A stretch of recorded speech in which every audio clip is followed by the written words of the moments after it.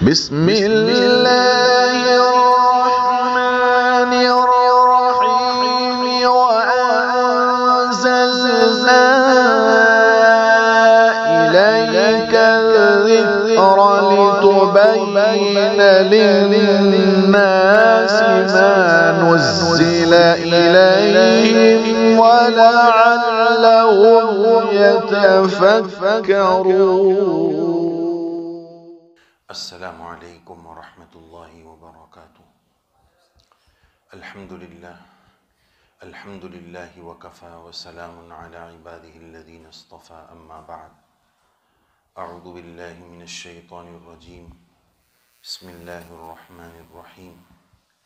وللہ علی الناس حج البیت من استطاع الیہ سبیلا ومن کفر فإن اللہ غنی عن العالمین. وقال الله تعالى وهو الذي جعل الليل والنهار خلفة لمن أراد أن يذكر أو أراد شكورا. صدق الله العظيم.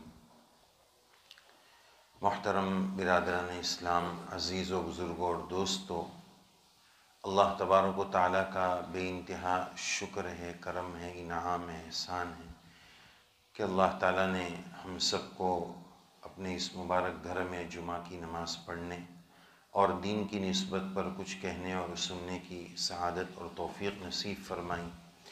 اللہ تعالیٰ سے دعا فرما دیں اللہ تعالیٰ صحیح بات کہنے اور ہم سب کو عمل کے جذبے سے کہنے اور سننے کی سعادت اور توفیق نصیب فرمائے.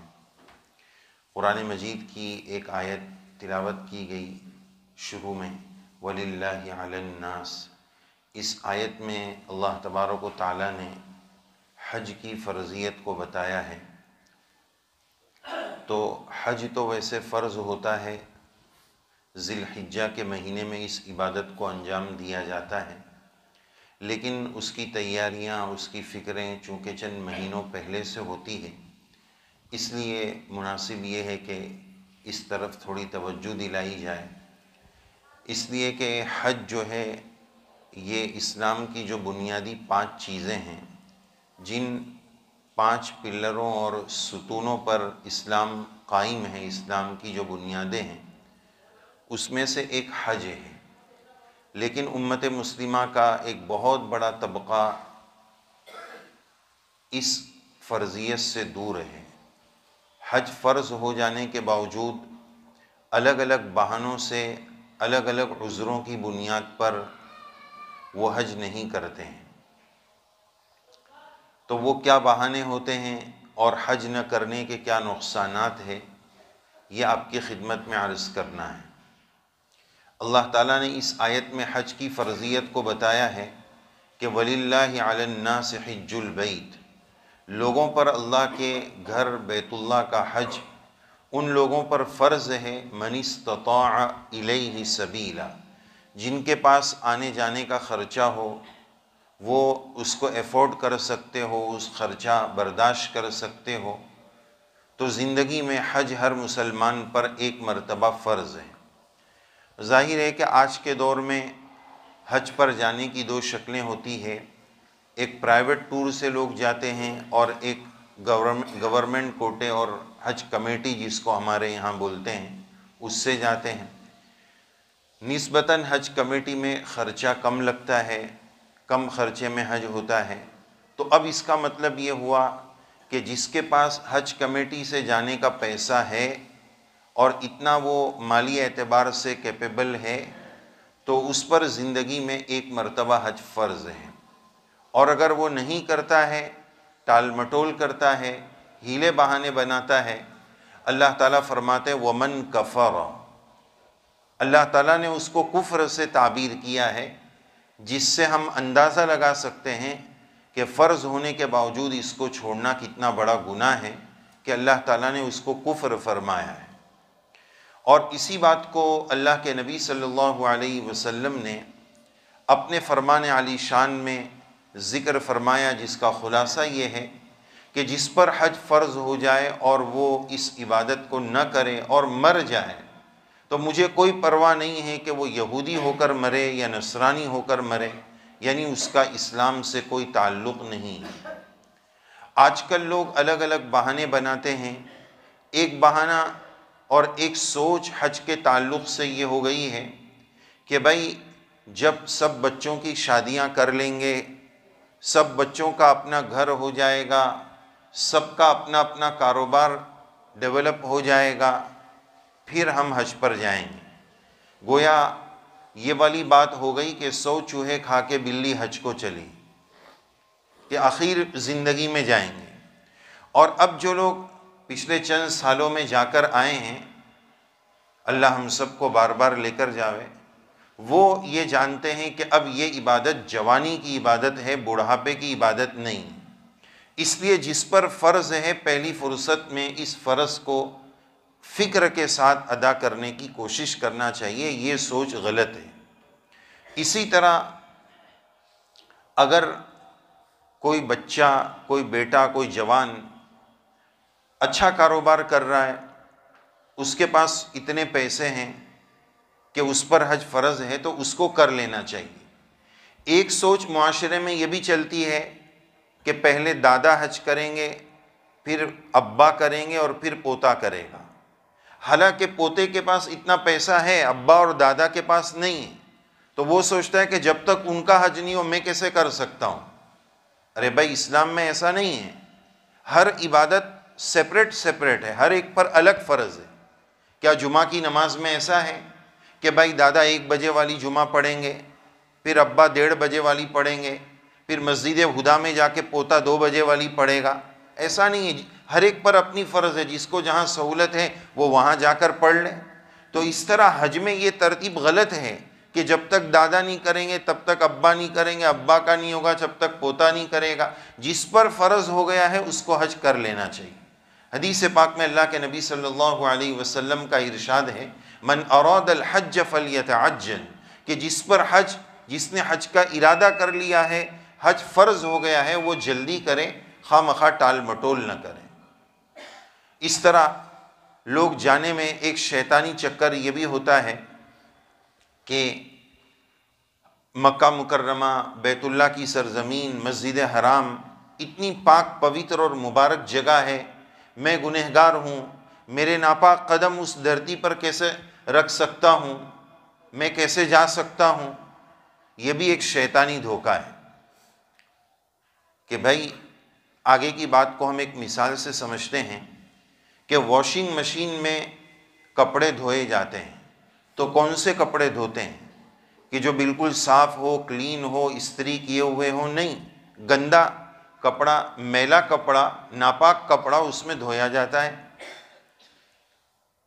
تو اسی طرح بندہ بیت اللہ کے ارد گرد چکر لگاتا ہے، کپڑا واشنگ مشین میں گول گول گھومتا ہے، تو پانی کے فورس سے اس کی نجاست، گندگی اور میلا پن باہر ہو جاتا ہے. اسی طرح جب بندہ بیت اللہ کے گرد چکر لگاتا ہے اس نیت کے ساتھ کہ اللہ تعالیٰ میرے گناہوں کو بھی معاف کر دے، میں بھی گول گول اس لیے گھوم رہا ہوں کہ میری گناہوں کی نجاست اللہ نکال کر ختم کر دے، اس تصور کے ساتھ اس کو اللہ کے گھر پر جانا چاہیے. اور طواف کے بعد یہ دعا ضرور کرنی چاہیے کہ یا اللہ، آج میں نے آپ کے در کے چکر لگا لیے.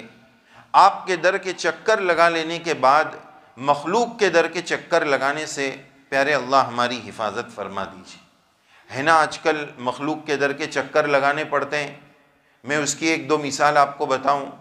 اس میں آپ یہ بھی بول دیجئے یا اللہ ہاسپٹل کے چکروں سے ہماری حفاظت فرما دیجیے. یہ کیا ہے؟ مخلوق کے در کے چکر ہیں. ڈاکٹر صاحب کے پیچھے ایسے بھاگ رہے ہیں جیسے پتہ نہیں وہ ہمارا رب ہو، نعوذ باللہ کہ کون ہو. ڈاکٹر صاحب ایسا کر دو، ڈاکٹر ایسا کر دو. آدمی بے بس ہو جاتا ہے. اسی طرح کورٹ کچہری کے چکر ہیں. تو یا اللہ ان چکروں سے ہماری حفاظت فرما دیجیے. ہر ناگہانی مصیبت سے یا اللہ ہماری حفاظت فرما دیجیے. ایک تو اس بات کی طرف توجہ دلانی تھی.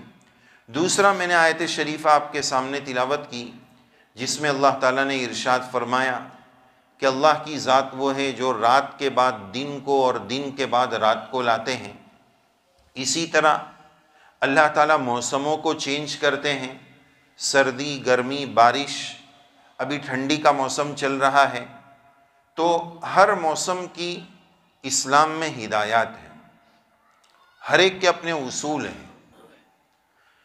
اسلام کے مطابق، شریعت کے مطابق، حدیث پاک کی روشنی کے مطابق ٹھنڈی کا موسم کیوں آتا ہے؟ حدیث شریف میں مضمون ملتا ہے کہ جہنم نے ایک مرتبہ اللہ تعالیٰ کی جناب میں شکایت کی کہ میرا بعض حصہ میرے بعض حصے کو کھا رہا ہے، تو مجھے سانس لینے کی اجازت دی جائے۔ تو اللہ تعالیٰ نے جہنم کو سانس لینے کی اجازت دی کہ جب وہ سانس اندر لیتی ہے تو ٹھنڈی کا موسم آتا ہے، اور جب جہنم سانس باہر چھوڑتی ہے تو گرمی کا موسم آتا ہے۔ تو یہ ٹھنڈی اور گرمی کا موسم یہ جہنم کا اثر ہے۔ اور جہنم میں جس طرح گرمی کا اور آگ کا عذاب ہے، اسی طرح جہنم میں ٹھنڈی کا بھی عذاب ہے۔ اس لیے اللہ تعالیٰ نے قرآن شریف میں فرمایا ہے لا يرون فیہا شمسا ولا زمہریرا، کہ اس میں نہ سورج کی گرمی کی سختی ہوگی، نہ زمہریر ٹھنڈی کا عذاب ہوگا۔ یہ جنت کی کیفیت ہے۔ معلوم یہ ہوا کہ آخرت میں گرمی کا عذاب بھی ہے اور ٹھنڈی کا عذاب بھی۔ تو ٹھنڈی کے موسم میں اللہ تعالیٰ سے بندے کو دعا مانگنی چاہیے کہ یا اللہ ٹھنڈی کے عذاب سے بھی ہماری حفاظت فرما۔ جیسے کہ ابراہیم علیہ السلام جب آگ میں ڈالے گئے تو قرآن مجید میں کیا ہے؟ یا نار کونی بردن و سلامن علی ابراہیم، کہ اے آگ ابراہیم علیہ السلام پر سلامتی والی ٹھنڈی ہو جا۔ ٹھنڈی بہت ہو جائے، جیسے مسجدوں میں بعض مرتبہ مسئلے ہو جاتے ہیں کہ بھائی اے سی کم کرو، کوئی بول رہا ہے اے سی زیادہ کرو، کوئی بول رہا ہے بند کرو، کوئی بول رہا ہے چالو کرو، تو ٹھنڈی ضرورت سے زیادہ ہو گئی، ٹیمپریچر جو ہے وہ نارمل سے زیادہ کم ہو گیا، تو آدمی کو ٹھنڈی سے بھی ضرورت سے زیادہ کولنگ سے بھی تکلیف ہوتی ہے۔ تو اللہ تعالیٰ نے اس آیت میں بتایا کہ ابراہیم علیہ السلام آگ میں گئے، اے آگ ابراہیم پر ٹھنڈی ہو جائے، لیکن اتنی ٹھنڈی نہیں کہ گرمی کے بجائے ٹھنڈی سے نقصان ہو جائے، وَسَلَامًا، سلامتی والی ٹھنڈی ہو جائے۔ تو ٹھنڈی کے موسم میں بندے کو اللہ تعالیٰ سے ٹھنڈی کے عذاب سے بھی پناہ مانگنا چاہیے۔ اسی کے ساتھ ساتھ ٹھنڈی کی راتیں بڑی بڑی راتیں ہیں۔ کتنی بڑی راتیں ہیں؟ تو ان راتوں کو ہماری زندگی میں اگر تہجد نہ ہو تو تہجد کی عادت بنانے کے لیے یہ ٹھنڈی کا موسم بڑا اچھا موسم ہے۔ لیکن بہت افسوس کے ساتھ کہ امت مسلمہ کا ایک بہت بڑا طبقہ ان راتوں کو کھانے پینے، گھومنے گھامنے اور میدانوں میں کھیلنے کی راتیں سمجھتا ہے۔ افسوس کی بات تو تب ہے کہ شہر بھر میں آپ گھوم کر دیکھ لو، مختلف جگہ ہمارے علاقوں میں بھی گراؤنڈز، اسٹیڈیم اور میدان بنے ہوئے ہیں۔ نوجوان شادی شدہ لوگ، مرد حضرات رات بھر ان میدانوں میں کھیلتے رہتے ہیں۔ بالکل نامناسب۔ اللہ تعالیٰ نے یہ راتیں اس لیے نہیں دی، کھیلا جائے۔ اسلام کھیلنے سے منع نہیں کرتا ہے، جائز کھیل شریعت کے دائرے میں رہ کر کھیلا جائے، اس سے اسلام بالکل منع نہیں کرتا۔ لیکن یہ کیا بات ہوئی کہ پوری رات کھیلتے رہیں؟ نوجوان رمضان کی طرح 10، 11، 12 بجے اٹھتے ہیں، تھوڑا سا فریش ہوئے، ناشتہ ہوا اور کاروبار میں، دکان پر، آفس پہ چلے گئے۔ اب رات میں 10، 10:30، 1، 12 بجے، 11 بجے آئے، کچھ آدھا پونا گھنٹہ گھر میں کھانا کھائے، پھر گراؤنڈ پر چلے گئے۔ تو بھائی آپ نے شادی کیوں کی ہے؟ بیوی بچوں کا حق کب دیں گے؟ وَلِزَوْجِكَ عَلَيْكَ حَقًّا، اللہ کے نبی علیہ السلام نے فرمایا کہ تجھ پر تیری بیوی کا بھی حق ہے۔ یہ شادی شدہ نوجوان لوگ رات بھر میدانوں میں نکال دیتے ہیں، کرکٹ میں نکال دیتے ہیں، اپنے بیوی بچوں کا حق کب ادا کریں گے؟ اللہ کے یہاں اس کی پکڑ ہونے والی ہے۔ بیوی بچوں کو صرف پیسہ دے دینا یہ ان کا حق ادا کر دینا نہیں ہے، وقت دینا بھی بہت بڑی ذمہ داری ہے۔ پوری رات میدان میں لگا دیے، بچے کیا پڑھ رہے ہیں، گھر میں کیا ہو رہا ہے، کچھ پتہ ہی نہیں۔ یہ بالکل غلط بات ہے۔ کھیلنا انسان کی جسمانی ضرورت ہے، اس سے انکار نہیں، جیسے کہ کھانا پینا انسان کی ضرورت ہے، لیکن ہر چیز کی ایک لمٹ ہوتی ہے۔ اس لیے قرآن شریف نے کھانے پینے کے بارے میں کیا کہا؟ کلوا واشربوا ولا تسرفوا، کھاؤ پیو لیکن لمٹ ہے، اوور ایٹنگ نہیں، ضرورت سے زیادہ نہیں۔ اب ایک بندہ کھانے بیٹھا ہے، کھانا کھا رہا ہے، کتنی دیر میں کھانا کھائے گا وہ؟ 10 منٹ، 15 منٹ، آدھا گھنٹہ۔ اگر کوئی بندہ 3 گھنٹے تک بیٹھ کر کھاتے ہی رہے تو کیا بولیں گے؟ بھائی پھٹ جائے گا، بس کر، اب کھانا ہے بہت ہے لیکن پیٹ کی سلامتی بھی تو ضروری ہے۔ جیسے ایک مرتبہ کھانا پورا کرنا تھا کسی کو، تو پورا کروانے کے لیے سامنے والے نے بولا بھائی صاحب پورا کرو نا، سنت ادا ہو جائے گی۔ تو کھانے والے نے بولا بھائی کھانا پلیٹ صاف کرنا سنت ہے اور پیٹ کی حفاظت واجب ہے، اتنا دیگ صاف کرا دو گے پیٹ گڑبڑ ہو جائے گا۔ تو میں یہ عرض کر رہا تھا کہ کھانے کے بارے میں اگر کوئی 3 گھنٹے تک کھاتے رہے تو بولیں گے بھائی کیا کر رہا ہے۔ اسی طرح کھیلنا انسان کی ضرورت ہے، آدھا گھنٹہ، 1 گھنٹہ بہت ہو گیا، 3 4 گھنٹے، پوری رات، تہجد تو دور کی بات، فجر بھی رخصت ہو گئی، یہ بالکل غلط بات ہے۔ نوجوانوں کو اس کو سمجھنے کی ضرورت ہے، جو گراؤنڈز کے ذمہ دار ہیں ان کو سمجھنے کی ضرورت ہے۔ یہ نہیں کہ ہمیں تو پیسہ مل جا رہا ہے لیکن امت مسلمہ کہاں جا رہی ہے، ہمارے نوجوان کیا کر رہے ہیں، اس کو سمجھنے کی ضرورت ہے۔ یہ نہیں کہ بس پیسہ مل رہا ہے چلو گراؤنڈ دے دو، نوجوانوں کو بھی اس کو سمجھنے کی ضرورت ہے۔ اس سے پورا فیملی سسٹم ڈیمیج ہو رہا ہے۔ کیوں گھر میں لڑائی جھگڑے ہو رہے ہیں، کیوں میاں بیوی میں جھگڑے ہو رہے ہیں، کیوں بچے ہمارے کنٹرول سے باہر ہیں؟ ابا ادھر میدان میں کھیل رہا ہے، بچہ گھر میں موبائل میں کھیل رہا ہے، ابا کو کچھ پتہ ہی نہیں۔ بچوں کی تربیت کون کرے گا؟ بچوں کی فکر کون کرے گا؟ بچوں کی تربیت اس وقت امت مسلمہ کا سب سے بڑا ضروری مسئلہ ہے۔ ہماری اولادیں آؤٹ آف کنٹرول ہو رہی ہیں۔ اولادوں کی ہر خواہش پورا کرنا بند کر دو۔ ہر خواہش، میں ضرورت نہیں بول رہا ہوں، ضرورت ضرور پوری کرو، اچھی سے اچھی ضرورت پوری کرو، اچھے انداز میں کرو، لیکن ہر خواہش پوری کرنا یہ غلط ہے۔ بچے نے موبائل مانگا، موبائل دلا دیے۔ بھائی کس عمر میں موبائل دلانا ہے، کون سا دلانا ہے؟ آج کل بچے کی ڈیمانڈ پوری کرنے میں ماں باپ صرف یہ دیکھتے ہیں کہ جو چیز بچے نے مانگا ہے وہ ہمارے لیے ایفورٹیبل ہے کہ نہیں، ہم اس کو خرید سکتے ہیں کہ نہیں، ہماری جیب اور پاکٹ اس کو برداشت کر سکتی ہے کہ نہیں، بس یہ دیکھ کر بچے کو دلا دیتے ہیں، اگر نہیں تو نہ بول دیتے۔ دیکھنے کی چیز یہ نہیں ہے میرے بزرگوں، دیکھنے کی چیز یہ نہیں ہے، دیکھنے کی چیز یہ کہ جو چیز میں اپنے بچے کو دلا رہا ہوں وہ اس کی دنیا اور آخرت کو برباد کرنے والی ہے یا آباد کرنے والی ہے، اس سے اس کی دنیا آباد ہوگی، برباد ہوگی، اس کا نقصان ہوگا یا فائدہ ہوگا، یہ دیکھنے کی چیز ہے۔ موبائل دلا دیا اب تو جو چاہے کر، یہ ہم اپنے بچوں کو برباد کر رہے ہیں۔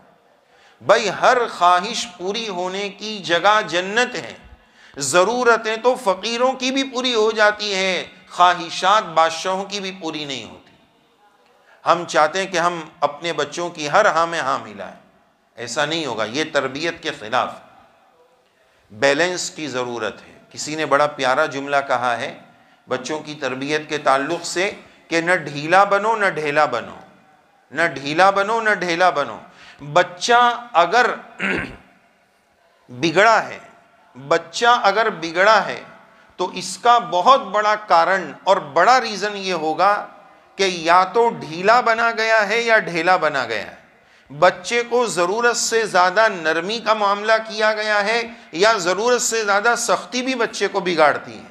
نہ ڈھیلا بنو نہ ڈھیلا بنو، سردی گرمی دونوں کی ضرورت ہے، تو بچے کی ہر خواہش پوری نہ کریں۔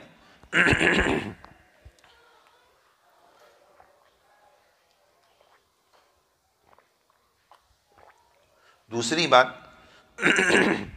بچے کو بگاڑنے میں ایک اور چیز رول پلے کرتی ہے، وہ یہ ہے کہ بچوں کو ضرورت سے زائد سہولیات فراہم کرنا، بچوں پر روک ٹوک نہیں کرنا، ان کو سکھانا نہیں۔ اب 14 سال کا بچہ ہے، اس کو کہا کہ بیٹا یہ ذرا کٹورا دھو کر لاؤ، تو بولے میں نے تو آج تک کٹورا نہیں دھویا ہے، برتن دھویا ہی نہیں ہے۔ 10 سال کا بچہ ہے، 12 سال کا بچہ ہے، بولے مجھے ابھی تک ناخن کاٹنا نہیں آتا، میری ممی کاٹ کے دیتی۔ بھائی ممی بہت مہربان ہے، آپ کی مہربانی کا بہت شکریہ، لیکن بچہ سیکھے گا کب؟ سکھانے کی عمر میں جو چیز اس کو نہیں سکھائی جائے گی تو وہ کبھی بچہ نہیں سیکھ پائے گا۔ تو ویری لگژریس لائف، ضرورت سے زیادہ تناسانی اور سہولیت دینا، یہ بچوں کو برباد کرتی۔ ان کو سکھائیں، ہر کام سکھانے کی ضرورت۔ کام سیکھنے سے سیکھا جاتا ہے، خود بخود نہیں سیکھا جاتا ہے۔ آج تو سوچئے کہ بچہ بڑا ہوگا خود بخود سیکھ جائے گا، ارے مشین تھوڑی ہے کہ خود بخود سیکھ جائے گا۔ اس کے ساتھ روک ٹوک کا، بولنے کا معاملہ کرنا پڑتا ہے۔ آج کل ماں باپ بولتے ہی نہیں۔ اب کسی کے گھر پر گئے، پتہ ہے ہمارا بچہ طوفانی ہے، دھمالی ہے، اب کانچ کا گلاس رکھا ہوا ہے، وہ کانچ کا گلاس لے کے ادھر ادھر بھاگ رہا ہے۔ اب جو گھر والا ہے وہ شرم کر رہا ہے کہ میں کیسے بولوں، مہمان کا بچہ ہے، بیٹا مت کرو، میں کیسے بولوں؟ اور وہ مہمان، اس کی امی یا ابا جو آئے وہ ٹس سے مس نہیں ہو رہے، چونکہ گھر میں بھی وہ یہی دھمال کرتا ہے تو دوسرے کے گھر میں بھی جا کے وہی دھمال کر۔ تو بھائی بچوں کو بولو آپ کا بچہ دوسرے کے گھر میں آئے، ذرا بھی ماں باپ بولنے کے لیے تیار نہیں، یہ بچے کی تربیت کے خلاف۔ ایک اور کام جو بچے کی تربیت کے خلاف ہے وہ یہ ہے کہ اپنے بچوں کی ضرورت سے زیادہ فیور کرنا، بیجا حمایت کرنا، یہ بچے کو بگاڑتا ہے۔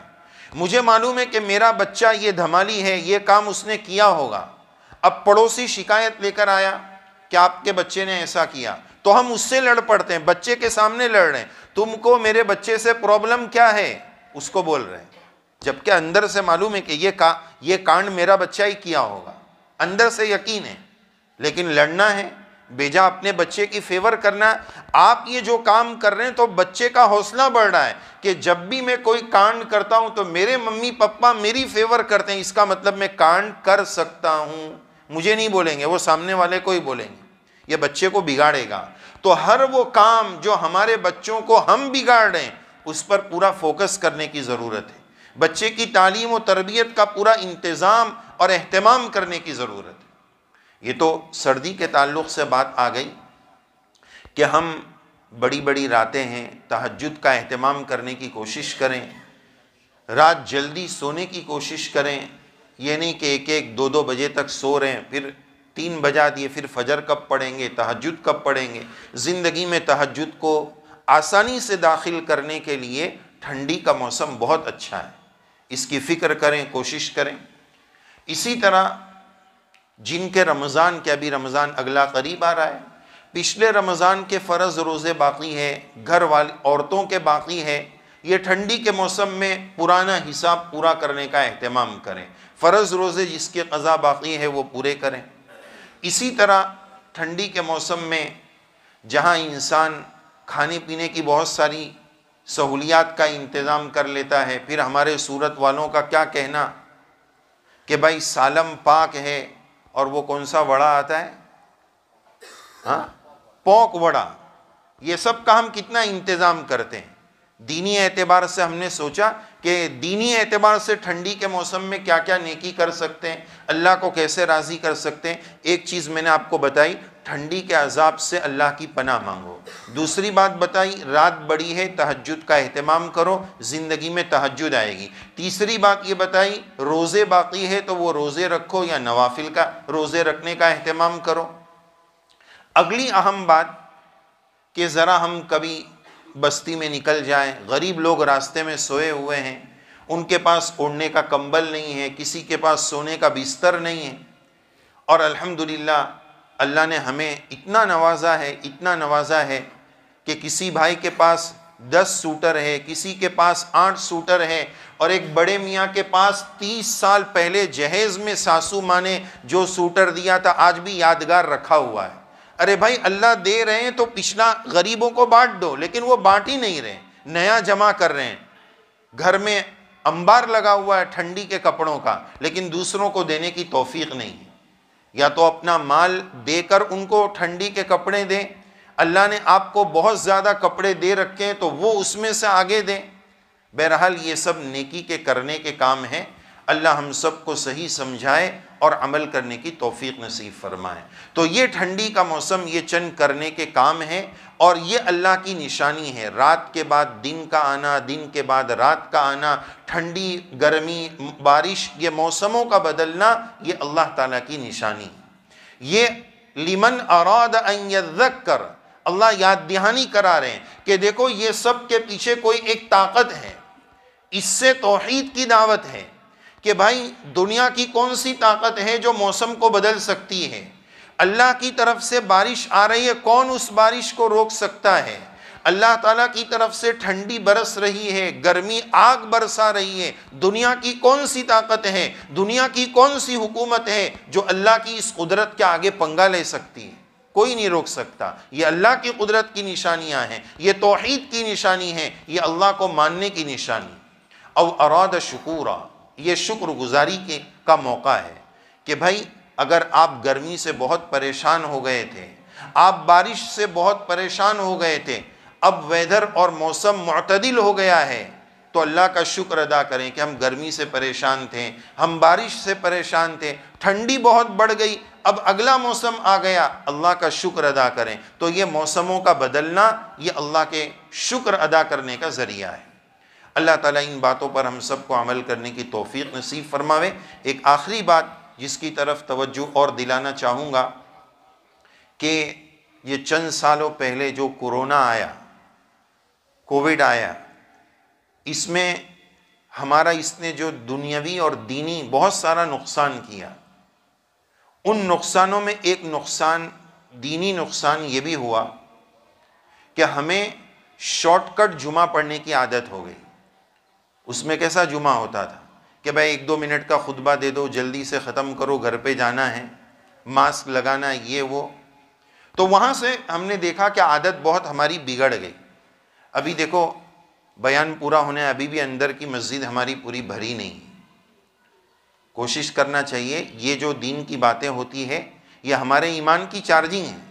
اپنی بستی میں ایسا ماحول بناؤ کہ ہمیں پتہ ہونا چاہیے ہماری مسجد میں جمعہ کے دن بیان کتنے بجے شروع ہوتا ہے، اس سے پہلے آ جاؤ، پوری بات سنو۔ آدھی بات سنتے ہیں، آدھی بات سمجھ میں آتی ہے، آدھی رہ جاتی ہے۔ ویسے بھی جمعہ کے دن مسجد میں جلدی آنے کی حدیث شریف میں بڑی فضیلت آئی ہے۔ اس کو صدقے کا ثواب ملتا ہے، جو سب سے پہلے جمعہ کے دن مسجد میں آتا ہے اس کو ایک اونٹ اللہ کے راستے میں صدقہ کرنے کا ثواب ملتا ہے۔ اسی طرح وہ ثواب کم ہوتے ہوتے آخر میں ایک انڈے کا صدقہ کرنے کا ثواب ملتا ہے۔ تو کوشش کریں کہ ہم مسجد میں جلدی آئیں، یہ دینی بات پوری سنیں، تاکہ ہفتہ بھر ہم جو اپنے کاروبار میں دنیا میں مست رہتے ہیں، تھوڑا دین کی بات سنیں گے، پتہ نہیں کون سی بات میرے ایمان کو چارج کر دے، میرے ایمان کے لیے وہ ٹونک کا کام کر دے، ہفتہ بھر مجھے اعمال پر ابھار دے۔ اس لیے کوشش کریں، اور جو ذمہ دار حضرات ہیں وہ بھی اس بات کی فکر کریں۔ ہماری مسجد میں یہ ماحول بننا چاہیے۔ ماشاءاللہ ذمہ دار حضرات، امام صاحب ہے، سب فکریں کر رہے ہیں، علماء کرام کو فون کرتے ہیں کہ بھائی ہر ہفتے ہماری مسجد میں بیان ہو۔ تو جب اتنی ساری فکریں ہو رہی ہے تو بیان سننے والوں کی طرف سے بھی فکر ہونی چاہیے کہ بھائی ہمیں اس سے فائدہ ہوتا ہے تو ہم مسجد میں جلدی جائیں۔ اذان ہو گئی، نماز کا وقت، دیکھتے ہیں کہ بھائی ادھر ادھر ہم گھومتے رہیں گے، آخری وقت میں مسجد میں آنے کی جو ہماری عادت ہے، جلدی آئے اور جلدی بھاگے۔ بھائی مسجد میں کیا پرابلم ہے؟ 7 لوگ ایسے ہیں جن کو عرش میں، عرش کا سایہ، جس دن کوئی سایہ نہ ہوگا، صرف اللہ کا سایہ ہوگا، وہ 7 لوگوں کو وہ عرش کا سایہ ملے گا۔ اس میں سے ایک بندہ وہ ہے کہ رجل قلبہ معلق بالمسجد، جس کا دل مسجد میں اٹکا ہوا ہے۔ ہمارا دل گھر میں اٹکا ہوا ہے۔ دیکھو ماشاءاللہ کتنی شاندار مسجد ہے، ہمارے گھر سے اچھی مسجد اللہ نے بنوا دی، پھر بھی مسجد میں ہمارا دل نہ لگے اور گھر میں بھاگنے کا دل لگے۔ بھائی یہ کوئی قید خانہ تھوڑی ہے، اللہ کا گھر ہے، جلدی آؤ، اطمینان کے ساتھ نماز پڑھ کے جاؤ۔ کم سے کم جمعہ کے دن تو ہم اچھا خاصا مسجد میں وقت گزاریں۔ تو کہنے کا خلاصہ یہی ہے کہ جمعہ کے دن اس کا ماحول بنائیں، ذمہ دار حضرات بھی اس کی فکر کریں کہ کیسے ہمارے بستی والے پہلے سے مسجد کو آباد کریں، مسجد پہلے سے بھر جائیں، دین کی بات پوری سننے کی کوشش کریں۔ اللہ ان سب باتوں پر کہنے والے گنہگار کو بھی عمل کی توفیق دے، ہم سب کو توفیق عمل سے نوازے، اور ہماری اس بستی میں خوب دینداری کو زندہ فرمائے، ہمارے بچوں کی اللہ تعالیٰ بہترین تربیت فرمائے، اور جو ہمارے یہ علماء کرام جو مدرسے میں پڑھاتے ہیں، جو ہمارے بچوں کی تعلیمی اور تربیتی فکر کرتے ہیں، اللہ ان کو بہتر بدلہ دے۔ ہمارے بچے کیسے آگے بڑھیں اس کی آپ سب حضرات بستی والے فکر کریں۔ جو 3 باتیں میں نے بتائی اس کا خاص خیال رکھیں، بچے کی سب خواہش پوری نہ کریں، ضرورت سے زیادہ ان کو آسانیاں نہ دیں۔ نمبر 3، جب بچہ غلط ہو تو اس کی بیجا فیور نہ کریں۔ اللہ ہم سب کو عمل کی توفیق دے۔ وآخر دعوانا ان الحمد للہ رب العالمین۔